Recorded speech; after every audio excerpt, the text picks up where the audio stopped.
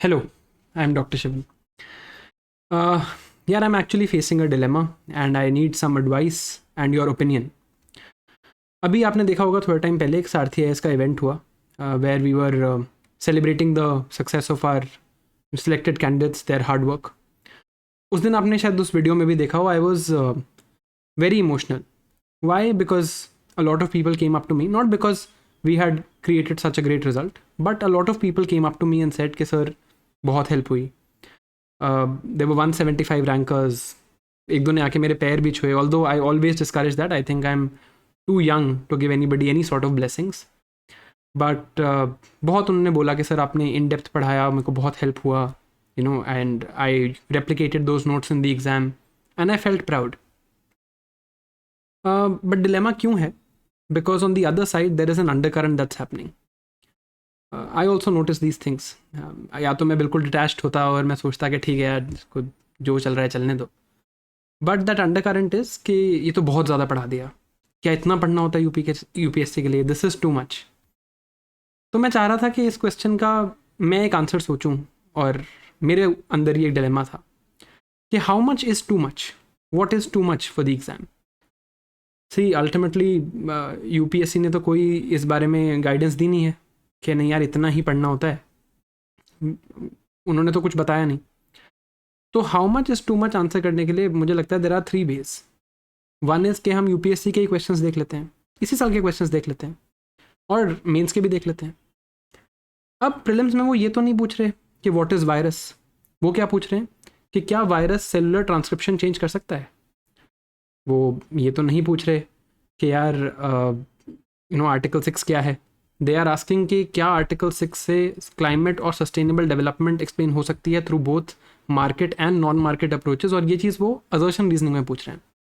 वो ये तो नहीं पूछ रहे व्हाट इज़ मोनोक्लोनल एंटीबॉडी, क्या उसे एंटीजन एंटीबॉडी टेस्ट में यूज़ किया जा सकता है, क्या स्पेडेक्स में माइक्रोग्रेविटी एक्सपेरिमेंट हो सकता है.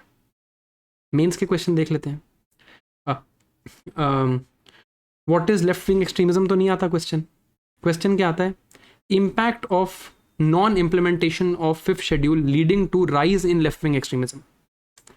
ये तो नहीं पूछते what is unemployment, how can we increase unemployment, how can we increase the employment ratio in India. क्या पूछते हैं? There is labour productivity based growth, how can we change this to have a growth pattern that will have more jobs. This was asked in 2022. अब ये देख के क्या समझ आता है कि यार क्वेश्चंस किसी भी टॉपिक से आ रहे हैं तो बहुत डेप्थ में आ रहे हैं. तो the lesson I take from here is that anything that I have to read in a lot of depth. अब there will be questions that they will not ask in some years. जैसे इस बार national parks नहीं पूछा, but क्या अगले साल मैं national park छोड़ के चला जाऊँ? नहीं. तो यूपीएससी से देख के तो ये समझ आ रहा है यार कि every year they are going even more in depth. ठीक है. There is a second way to answer this dilemma कि how much is too much, कि हम सिलेक्टेड कैंडिडेट्स की बात सुन लेते हैं. उनमें से एक मैं हूँ.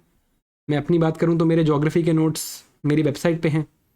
440 पेजेस हैं. उसमें सिर्फ फिजिकल जोग्राफी है और थोड़ा बहुत इकोनॉमिक इंडियन जोग्राफी है, ह्यूमन जोग्राफी नहीं है. बट फिर भी वो हैंड रिटन 440 पेजेस के हैं और मैं वही रिवाइज करके जाता था. बट या I am making this video so I am biased. It's a fact. Everybody is biased for themselves. इस दीवार के पीछे जो आदमी बैठता है, जो सर बैठे हैं, उन्होंने इस एग्ज़ाम को 3 बार निकाला है. जब उनसे बात करता हूँ तो भी वो यही कहते हैं कि यार नहीं, बहुत डेप्थ में पढ़ो. मैं तो अपने नोट्स को ऐसे 7-7, 8-8 बार पढ़ता था. अगर उसमें 12 पॉइंट थे तो मैं 12 के 12 याद करता था. Fair enough. और एक ऑप्शन है कि इस साल के टॉपर से पूछ लेते हैं. अब वो भी कई ट्रोल्स बोलेंगे कि देखो तुमने खरीद लिए. But if I could bye 175 people I honestly would not be here. But ठीक है, हमारे स्टूडेंट्स हैं, they do have certain attachment towards me. तो उनकी बात कर लेते हैं जो हमारे स्टूडेंट्स नहीं हैं. जैसे रैंक 3 जो हैं इस बार, वो हमारे बिल्कुल भी कहीं भी किसी भी कोर्स में स्टूडेंट नहीं है. रैंक 4 भी नहीं है. रैंक 5 जो हैं वो इंटरव्यू गाइडेंस में आए थे, बट हम नहीं कहते कि वो हमारे स्टूडेंट है क्योंकि उन्होंने मेरे से मेंस नहीं पढ़ा. हम में से किसी से मेंस नहीं पढ़ा. रैंक 1 रैंक 2 मैंने एक्सक्लूड कर दिया क्योंकि वो हमारे स्टूडेंट्स हैं. तो उनकी टॉपर कॉपीज पढ़ लेते हैं that they wrote in any sort of test series, that too in any institute. जब मैंने वो कॉपीज़ पढ़ी, मैंने पिछली वीडियो में दिखाई भी थी, ऑल्दो वो मेरे खुद के स्टूडेंट्स की थी. किसी भी टॉपर की जब मैं कॉपीज़ देखता हूँ, मैं देखता हूँ ये तो बहुत डेप्थ में है. मैं उनसे सीखता हूँ, मैं वो एग्जाम्पल्स यूज़ करता हूँ कि ये तो चैलेंजेस ऑफ एग्रीकल्चर में 12 पॉइंट लिख रहे हैं. राइट. मतलब ये आरटीआई में 18 पॉइंट लिख के आ रहे हैं. तो इन डेप्थ पढ़े बिना तो शायद ये बात बनेगी नहीं. But there is a third way to answer this question, right? The third way to answer this question is कि somehow this undercurrent is created कि small notes are good notes. अब इसका भी हमें इन डेप्थ एनालिसिस करना चाहिए. कोई अगर कह रहा है कि देखो छोटा पढ़ लो, कम पढ़ लो, बस इतना इतना पढ़ लो, एज इट इज इंट्रो वहाँ जाके कॉपी कर देना. I maybe we should ask them कि उनके प्रीलिम्स में कितने मार्क्स थे. और जनरल कैटेगरी का मीन्स का जो कट ऑफ है वो 740 मार्क्स जाता है. उस पर सिलेक्शन नहीं होता, वो कट ऑफ है. तो क्या उनके मीन्स में 740 मार्क्स आए हैं? और अगर आए हैं तो किन नोट से आए हैं? अब मैं ये नहीं कह रहा कि यार मैं कोई रेवोल्यूशनरी हूँ. I am the first person who is facing this dilemma. I am sure मेरे से पहले बहुत बड़े बड़े टीचर्स ने ये डिलेमा फेस किया होगा, राइट? क्या डिलेमा है कि क्या मैं इन डेप्थ पढ़ाऊँ, क्या मैं ऐसा पढ़ाऊँ जिसमें लगे कि यार ये तो बहुत ज़्यादा है, बहुत एफर्ट लगेगा. ऐसे दिन होंगे जब मेरे को लगेगा कि यार ये तो मैं नहीं कर सकता, रात को नींद नहीं आएगी, पूरी एफर्ट लगेगी. बट आप किसी भी इवन इंटरव्यू अपेयर्ड पर्सन की कहानी अगर सुन लो, this thing is very common. मैं अपनी बात बताऊं तो I have openly admitted on this channel that I have gone to a therapist and this was one of the major reasons कि यार there were days when I felt कि ये तो बहुत ज़्यादा है. बट है बहुत ज़्यादा, इतना ही कॉम्पिटिशन है. कंट्री का टफेस्ट एग्जाम है और कट ऑफ 50% भी नहीं जा रहा है, मेंस में भी नहीं जा रहा है, तो है बहुत ज़्यादा.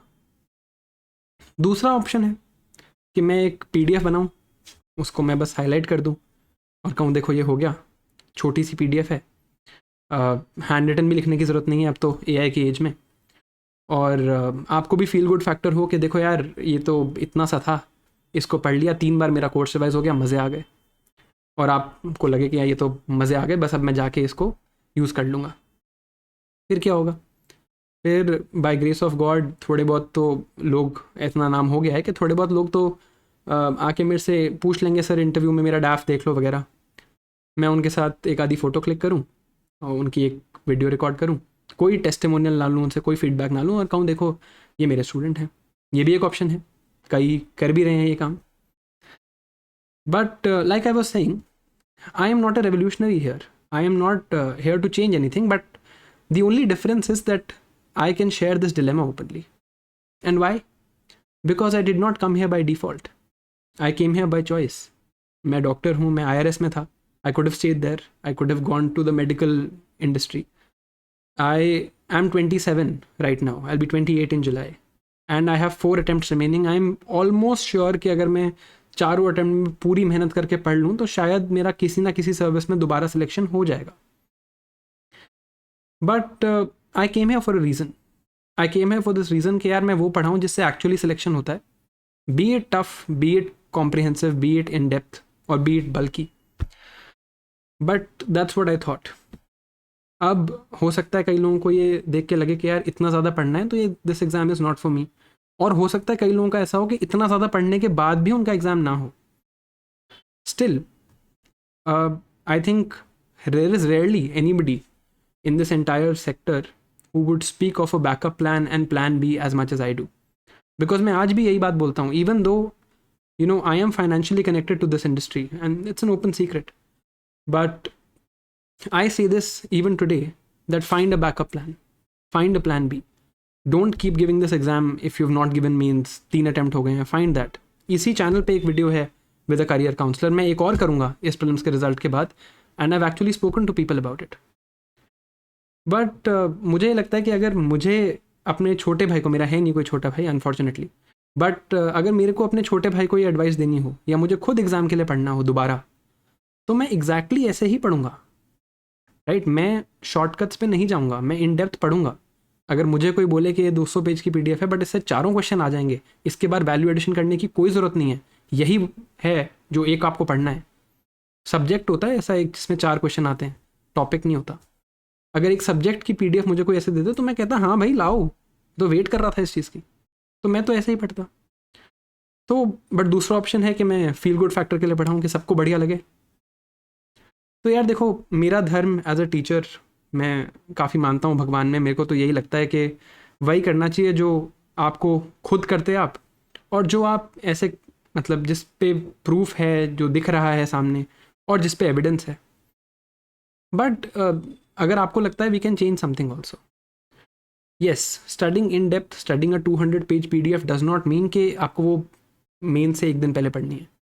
और उसी लिए मैं 1 पेजर नोट्स बनाता हूँ, उसी के लिए मैं हैंड रिटन नोट्स बनाता हूँ ताकि जल्दी रिविजन हो।